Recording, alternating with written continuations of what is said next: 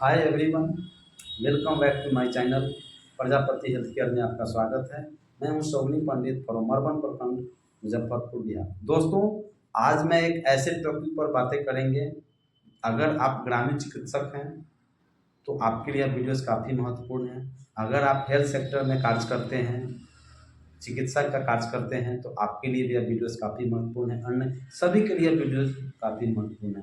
दोस्तों, आप जानते हैं कि जब शरीर में डिहाइड्रेशन होता है, उसमें भी सीवियर डिहाइड्रेशन होता है, तो उस कंडीशन में डॉक्टर आईवी फ्लूइड चढ़ाने की सलाह देते हैं।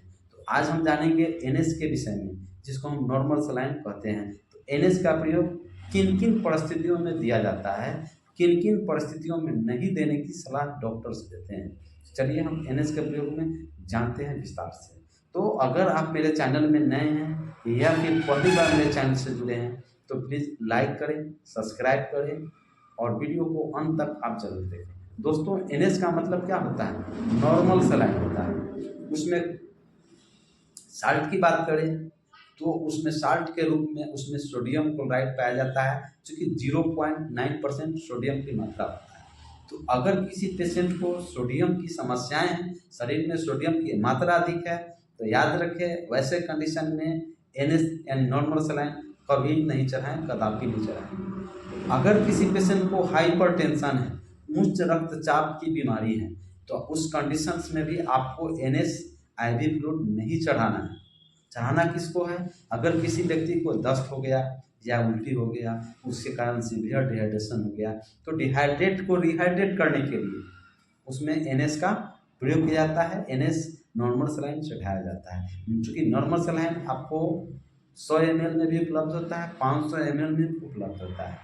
दूसरा प्रयोग होता है कि अगर किसी पेशेंट को आयरन सुक्रोज चढ़ाना है, शरीर में एनीमिया है, खून की कमी है, ऐसे में डॉक्टर आयरन सुक्रोज चढ़ाने की सलाह देते हैं। तो आयरन सुक्रोज को एनएस में 100 ml एनएस में डाइल्यूट करके आईवी चढ़ाया जाता है। दूसरा कंडीशंस होता है कि अगर किसी पेशेंट को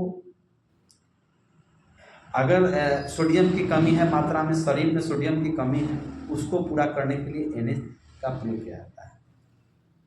चौथा होता है कि एनएस बहुत सारे ऐसे इंजेक्शन होते हैं जो पाउडर फॉर्म में होते हैं, तो उस पाउडर फॉर्म में जो इंजेक्शन होते हैं उसको डाइल्यूट करने के लिए एनएस का प्रयोग किया जाता है। एनएस से ही डाइल्यूट करके किसी पेशेंट को दिया जाता है। पांचवा होता है कि अगर कोई पेशेंट एक्सीडेंट हो गया, जिसके कारण बॉडी इंजर्ड हो गया, बहुत जख्म हो गया, उसको वॉश करने के लिए, उसको सफाई करने के लिए एनएस का प्रयोग किया जाता है, चाहे वह क्रोनिक वुंड हो या फिर एक्सीडेंटल हो।